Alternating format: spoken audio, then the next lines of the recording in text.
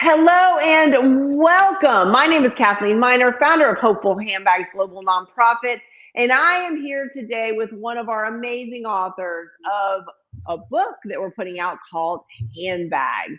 So we have the amazing Miss Eva Storm here. Welcome, Eva. Well, thank you, Kathleen. Thank you for inviting me. Yes, I've read your story and it's very inspiring. The stories in this book, all of them are inspiring in different ways. So I Yes, appreciate you really digging in and, as you said, transforming chaos into purpose. Because, I mean, chaos, we all feel like we're in chaos at some point in our lives, usually more than once, right? Being able to use that for positivity can be challenging yes. sometimes. So I've got some questions for you that I thought of when I was reading your story because I'm just I'm curious about things. They always say stay curious. That's how we stay young, right? We always Yes, stay that's curious. true. Yes, that keeps us young. Right? It does. Always ask questions. So when you're talking about your story, you talk about the concept of intuition, Hmm. right? As like a compass and a cosmic phone call to navigate life. So, what advice would you give someone who feels disconnected from their intuition so that they can find clarity if they're searching for clarity? Well, I have a special answer for that because we are never disconnected. We are always connected. But what happens in life is that stress comes up or something happens that creates a trauma. And then the stress is so in front of us that the intuition goes to the background. Mm, And we can only perceive one thing at a time in our brain. So we have to make a choice. And if in that moment it's too overwhelmed, intuition will take care of us, but from the background. And we don't hear it as well as if we would like it to be. It would be silent and it would wait when we are ready to hear it. And it takes it takes into consideration what free will is. It's our free will where we mm, listen to. Do we listen to the voice of our emotions? Do we listen to the voice of fear because we can think, oh, it's going to happen again and it's going to be worse and I already had this. And then this voice is louder than the voice of the intuition. So it's about being in front of you or in the back, and it's going this way all the time, or you could say this way. It doesn't matter. It's about what do you want to focus on. So it has to be a conscious choice. But as we are children in our youth, we have to this intuition is always in front of us. mhm. It's always inside of us, actually. But when stress comes up, something happens between being in front of us, foreground or background.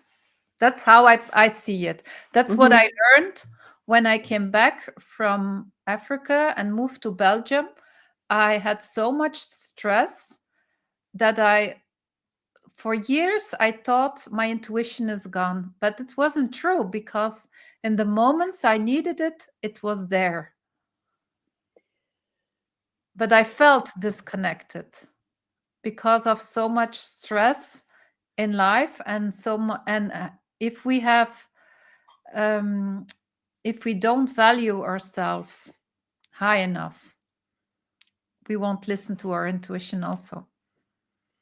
So I love how you talked about we're always connected because I think all of us listening to this right now, including myself, can have felt before and use those very words, disconnected. Mm, I'm disconnected.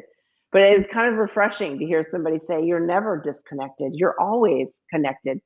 But mhm, something that stuck out to me is when you're talking about fear and how, in a lot of, like, is it going to happen again? Is it going to happen again? mhm, When that's what you're saying, that's when the intuition is back here, right? Because mhm. we're not, our intuition knows you just keep moving forward. Is Hmm. that what you're saying?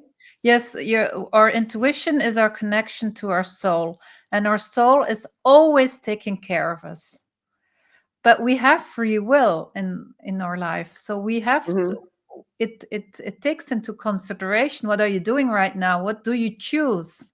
So as we are choosing to listen to our emotions or to our fears, the intuition will say, okay, I wait. I And just that wait. puts us in an uncomfortable place. Yes, because yes. And so that's how we learn. We have to learn that if we listen to our intuition, we have a positive outcome. If we don't listen and we listen to maybe other people we think they are more important than us, we also get problems. It's not Mm-hmm. only our emotions and our fear, but if we are doing things that are out of alignment of who we are, because we think the people ask or expect that, or it should be that way, Mm-hmm. then we are out of alignment. And then yes, our intuition will take that also into consideration, because there's this unconditional love of our soul for our personality, for our ego. I see it in that way. It's like, it's not, we are not divided, we are one, we are whole. But there are these different perspectives that we can make a choice of. Do we choose Mm-hmm. the voice of our soul, our intuition, or do we choose our ego or fear based? Because I see our ego is only 5 years old. And as the ego is only 5 years old, we really make bad decisions if we follow our ego. We can be 60 years old and still have childish decisions because of limiting beliefs, fears, past life trauma, past traumas, whatever it is. Mm-hmm. But and that's what I do, is to start to feel, what am I feeling? And we are ignoring the feeling. What do I feel? And what is that feeling telling us? Where does it want us to go? And do we accept that answer? When I bring people into hypnosis and they get, and they sometimes they ask, what is the best decision for my child? Which school should they go? Or in what direction should I bring my business? Or whatever it is. And then there comes an answer like, oh, you don't do that business because it's not the right business for you. You should go on holiday, for example, instead of Mm-hmm. starting a business. Then people are like, oh, I don't like that answer, I'm not Yeah, going to listen. yeah, I wasn't looking for that answer. I wanted you to say the answer that I wanted to hear, and Yes, that's not what I want to hear. yes, because people always want confirmation of their Mm. lowest belief, Ooh, that's a good one. because they haven't found the higher belief. So we are always looking for the confirmation that lets us stay in the comfort zone. But what if you don't start a business and take a holiday first, like your intuition told you, and you meet there the right business partner, or you get, while you're relaxing Mm. and sitting at the swimming pool, and get another idea, better idea, or to an idea that performs better for your business? Well, why not do that? Why Right. why keep But on it is hard to see. I could see where it's hard to put that first sometimes if you put intuition back here for so long that Mhm, you do feel disconnected, even though we're not disconnected. It's mhm. easy to feel disconnected. So I see. I mean, I've been there before for sure, feeling that Yes. way. And Um, what's also important is that women are much more connected to their intuition than men. mhm. And it is the feminine energy that needs to rise in this world right now. The masculine energy has to be healed, but the feminine energy has to rise, because we need more decisions from the intuition. We need better decisions, because your intuition is connected with the heart. And when you take decisions from the heart, it's always a decision that is good for yourself, but also for the higher purpose. Yes. other people, of the whole world. Mhm. So we need more decisions that are based on intuition than, and of course, we also need our brain, and we also need that mental capacity to think and to learn and to be productive and to I always say the heart is a leader and your brain is a servant. So when your heart takes a decision, let your brain write out the outlines or what steps should we take Okay. to get our purpose, to get where we want to be. I agree with everything you're saying, and I absolutely love it, because it really hits me right here. I want to dig in, and we're going to get back to that stuff too. But you mentioned that moving to Tanzania and Belgium, there was a pivot in your life. There was a Yes. significant pivot that happened in your life. So how did the cultural? I mean, was it the emotions there? I mean, what is it that impacted your life during that change?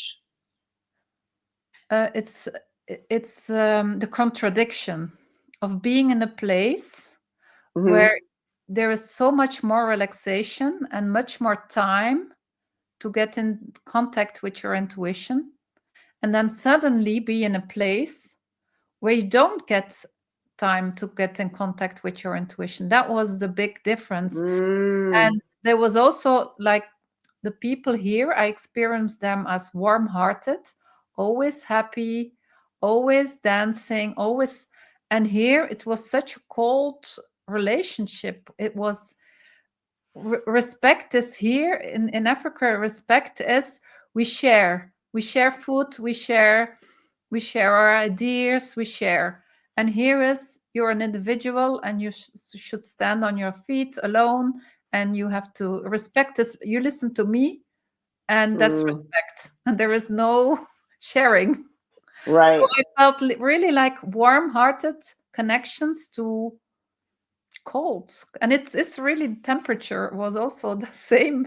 In Africa it was warm, and in Belgium it's cold. So it was literally that way. So it was the contradiction shaped my world, because also because I have this worldview.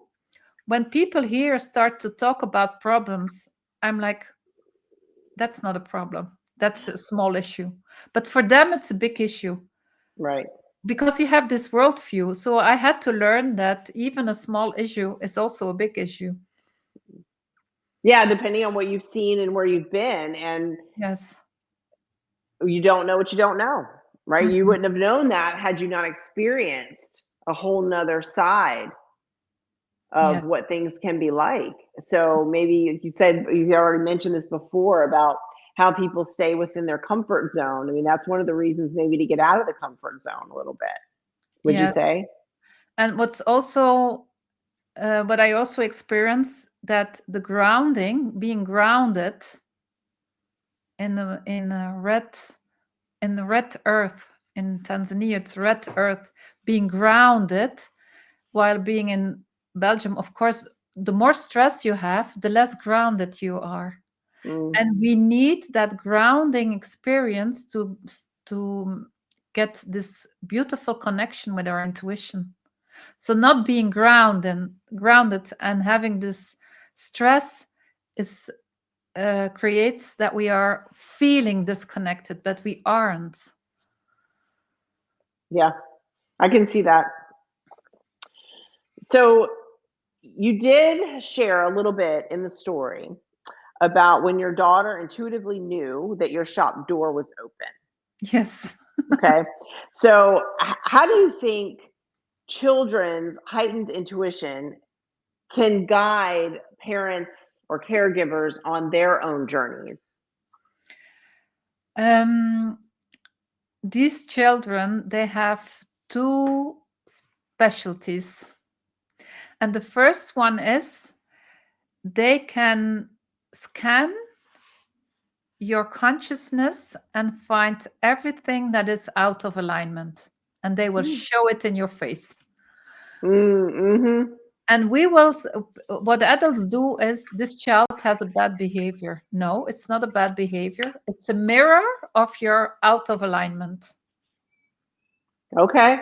Okay, I can see That's that. one possibility. The other thing is the child is mirroring not only the problem, but also the gifts you can share at this moment in this life. So while I was having this observation with my child, she showed me really she could make a lot of chaos when I was out of alignment. But when I was in alignment, I could really see that, oh, she is doing this or she can do this. That's also a gift I have, but is still sleeping. Mm-hmm. Okay. So it brings it to forward to us if we kind of look in the mirror, look at it as a mirror. Yes, and if we acknowledge that, then we can say, oh, that's also a gift of mine, but I have to wake it up and I have to do something with it. So that's Mm-hmm. when I really started to be more conscious about my intuition and what I am perceiving and what I am listening to and what is happening inside of me, because she was showing all these intuitive gifts. She could read my mind, which was in the beginning, I was not happy with that. Yeah, probably not. I was like, oh, this is not something I want. Right. It's nice that she shows this, but this I don't like. Right. Right. It learned me that I had to be non-judgmental and be more unconditional in how I thought about myself and how I thought about other people, how I thought about her, how I thought about my family. I had to be very non-judgmental because I wanted to be that role model Mm-hmm. for her, because otherwise I teach her, because she could read my mind. Otherwise I teach her that I can lie too. When someone asks you how are you, we Yep. mostly we say, oh, I'm fine, Great. even if we are not. Right. Right. Very, very true. I have 4 children. I see that. I can think of this. So now you've dedicated your life to empowering parents and educators to nurture children's intuitive gifts. Yes, Is that what you're so what changes have you seen or would you like to see in the traditional systems within your country and others from when they're teaching kids? yes, I would like to see that there is more, that we don't impose things on children, that we first observe the children and check out who these children are. How are they? Is it someone who wants to have a lot of activity, has to move a lot? Is it someone that wants to be more dancing? Is it someone who wants to be reading books? Is it someone who wants to just invent things? And just observe these children and let their intuition come to the foreground, and let them talk about what they see, what they dream about, because what these children dream about is there's so much value in that.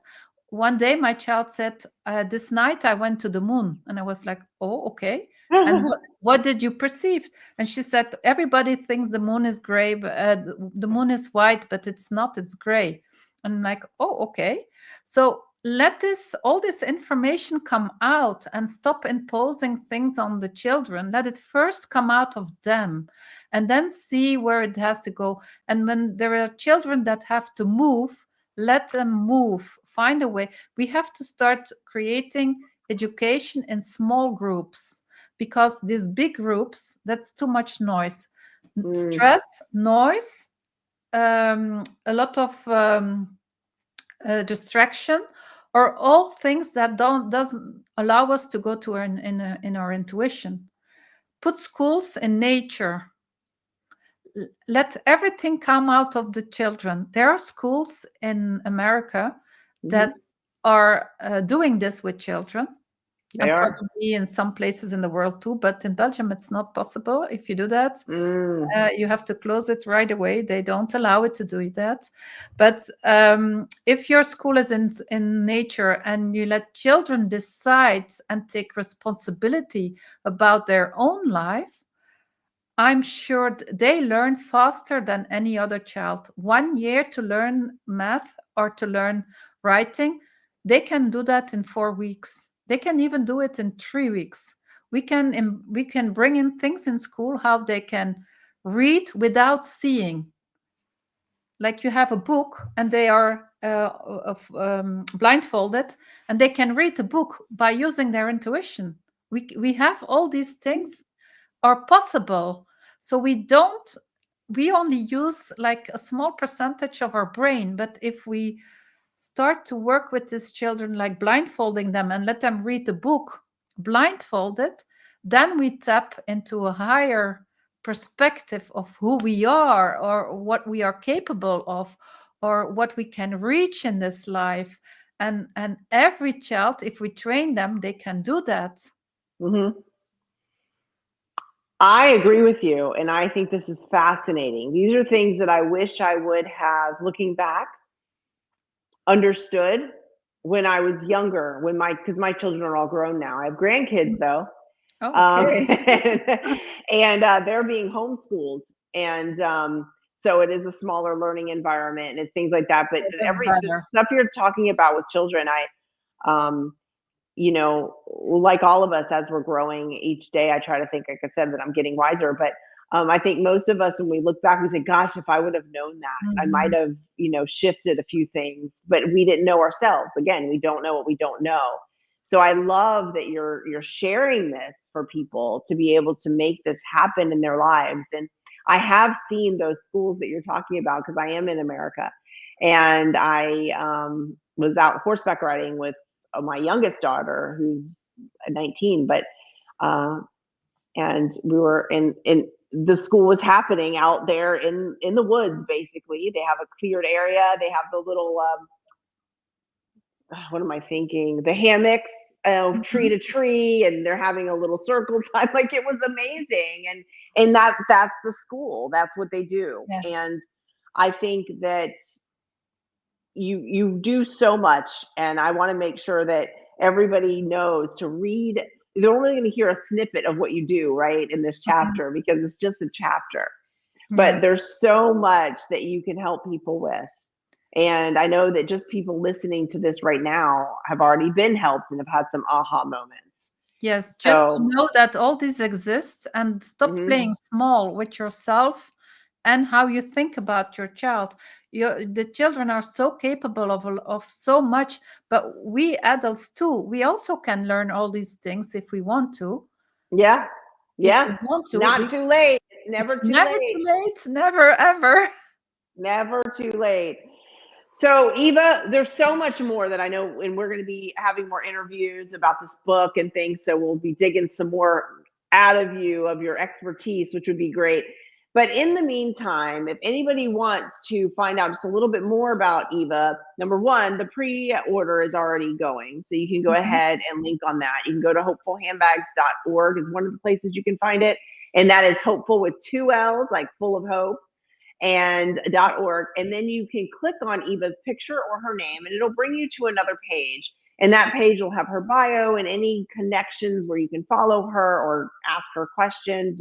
Whatever she's got will be there. So make sure you reach out to Eva. And Eva, I look forward to getting to know a lot more about you. Even, I mean, I didn't even get through all the questions that I had during this time, but we will do this again. So thank you so much, and I appreciate you being here. Thank you, it's a pleasure. Thank you. Bye, guys.